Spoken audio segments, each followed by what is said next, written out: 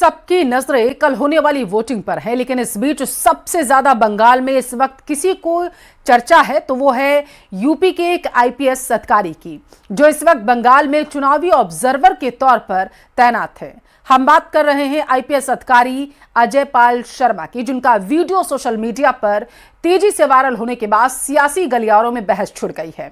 आखिर क्या है इस बहस के पीछे की कहानी, रिपोर्ट में देखिए।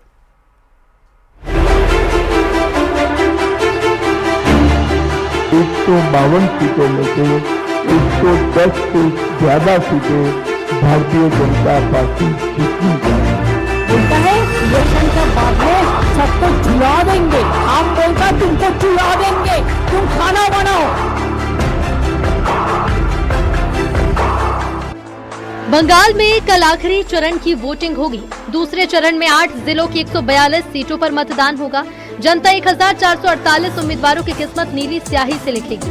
दूसरा चरण दोनों पार्टियों के लिए करो या मरो वाला है। पहले फेज के बाद बीजेपी का आत्मविश्वास 7वें आसमान पर है।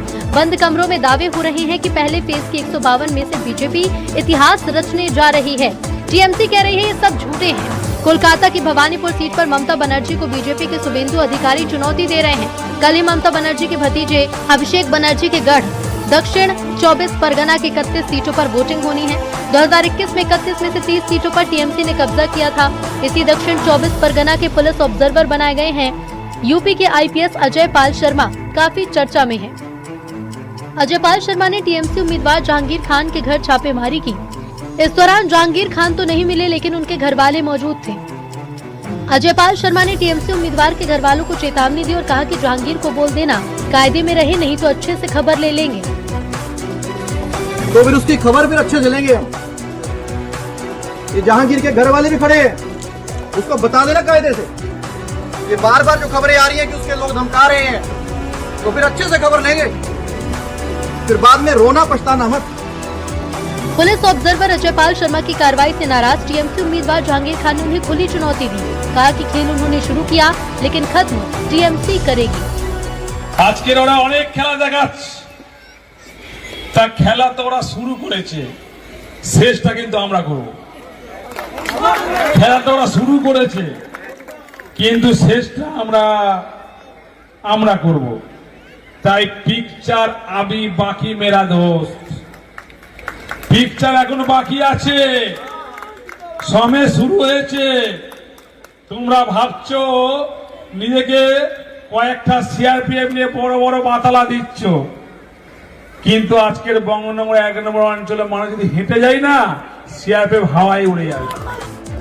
टीएमसी सांसद महुआ मोइत्रा ने सोशल मीडिया पर वीडियो पोस्ट कर सवाल उठाया और लिखा कि मेरा फेयर एंड लवली बबुआ। दावा किया जा रहा है कि वीडियो आईपीएस अधिकारी अजय पाल शर्मा का बताया जा रहा है, जिसमें वो डांस करते नजर आ रहे हैं। हालांकि न्यूज 18 वायरल वीडियो की पुष्टि नहीं करता। उधर अखिलेश यादव ने आईपीएस अधिकारी अजय पाल शर्मा को बीजेपी का एजेंट बताया। उधर बीजेपी का कहना है कि कानून व्यवस्था कायम रहेगी और चुनावी प्रक्रिया को प्रभावित करने की कोशिश करने वालों पर सख्ती रखी जाएगी। टीएमसी ने अजय पाल के पुराने रिकॉर्ड और गंभीर आरोपों का जिक्र कर चुनाव आयोग की नियुक्ति पर सवाल उठाया। अगर किसी अधिकारी का और आईपीएस अधिकारी का ये व्यवहार है तो उसके खिलाफ कार्रवाई करनी चाहिए। ये नहीं हो कि उसकी कमजोरी का लाभ लिया जाए। अभी तक जो देखने को मिल रहा है उत्तर प्रदेश में, आईपीएस और अधिकारियों की कमजोरी पर, उनकी नस पर हाथ रख करके सरकार न जाने कितने लोगों के ऊपर अन्याय करा रही है। भूल जाइए, वो सब कल्चर चेंज हो गया है। जनता भी नहीं चाहती है और करने वाले सब अंदर है, नहीं तो अंदर हो जाएंगे। जैसा कि जहांगीर के घर के सामने जाके बोल रहे थे ऑफिसर, इसी भाषा में बोला जाएगा और 4 तारीख के बाद तो खाली मुंह नहीं चलेगा और भी कुछ चलेगा। अजय पाल शर्मा वो व्यक्ति है जिसको चुनाव आयोग डायमंड हार्बर में पुलिस ऑब्जर्वर बना के लाया है। पर यह अजय पाल शर्मा एक बहुत रंगीन किरदार का व्यक्ति है। मैं आप लोगों को एक आर्टिकल दिखाना चाहता हूं, टाइम्स ऑफ इंडिया का मार्च 2020 का आर्टिकल, जहां पर यह व्यक्ति अजय पाल शर्मा 2 क्रिमिनल इन्वेस्टिगेशन के सेंटर ऑफ अटेंशन थे। पहला एक भ्रष्टाचार का इन्वेस्टिगेशन और दूसरा किसी औरत के साथ चीटिंगबाजी करने का इन्वेस्टिगेशन। बम, बंदूक और बवाल बंगाल की चुनावी तकदीर की मानो तासीर बन चुके हैं। बंगाल में कल दूसरे चरण की वोटिंग के बाद क्या माहौल रहेगा, इस पर सबकी नजरें हैं। Bureau report, news 18।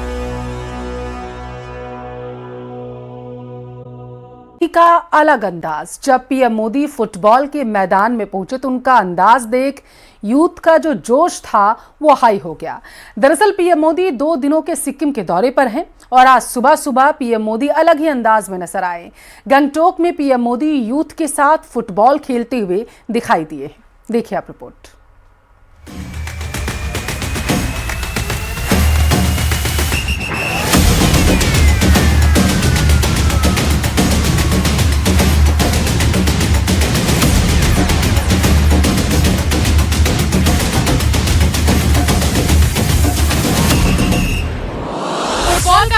पीएम का जुदा अंदाज, किक कमाल, जुनून बेहिसाब। पीएम मोदी ने दागे गोल, मैदान पर हल्ला बोल। गंगटोक में युवा के साथ जोश हाई।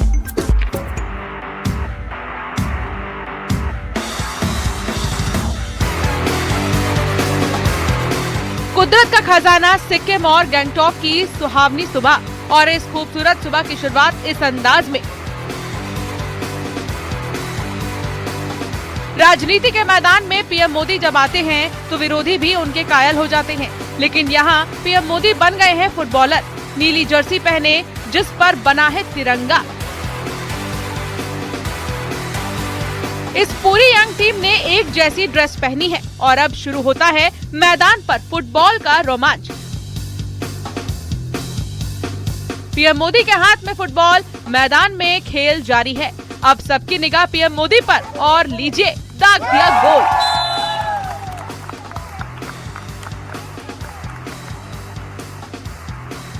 सिर्फ एक गोल ही नहीं, किक भी लगाई और दूसरे गोल का जश्न कुछ इस अंदाज में मना।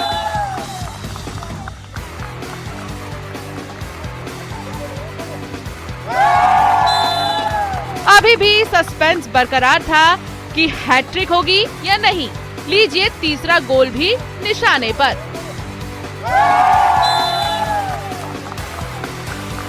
पीएम मोदी का यह अंदाज देखकर इस यंग फुटबॉल टीम का जोश हाई था। बीच बीच में हाई फाई भी। दरअसल सिक्किम में 2 दिन के दौरे पर पीएम मोदी हैं, जो गंगटोक पहुंचे और सुबह की शुरुआत कुछ इस अंदाज में की। अपने एक्स हैंडल पर एक खूबसूरत तस्वीर शेयर की और लिखा, गंगटोक की एक सुहावनी सुबह सिक्किम में अपने युवा दोस्तों के साथ फुटबॉल खेलने जैसा कुछ भी नहीं। आज मुझे क्या सिखाएंगे आप? ऐसा तो नहीं मुझे हरा दोगे। फुटबॉल खेलते खेलते यंगस्टर्स को सीख भी दी कि सिर्फ प्रैक्टिस ही नहीं, जुनून बेहद जरूरी है। प्रैक्टिस करने से बात नहीं बनती, मैचेज होनी चाहिए, तब जाकर के सीखते जुनून पैदा होता है। हमें आने वाले दिनों में इसको पॉपुलर करना है। आपको मालूम है ना, भारत ओलंपिक के लिए प्रयास कर रहा है, तो तब तक आप खिलाड़ी पक्के बन जाएंगे। यंगस्टर्स के बीच गर्मजोशी कमाल की थी, तो अपने अंदाज में ऐसे ऑटोग्राफ भी दिया, किसी को शर्ट पर तो किसी को फुटबॉल पर। फुटबॉल का सेलिब्रेशन कमाल और जज्बा बेमिसाल। Bureau report, news 18 Madhya Pradesh Chhattisgarh.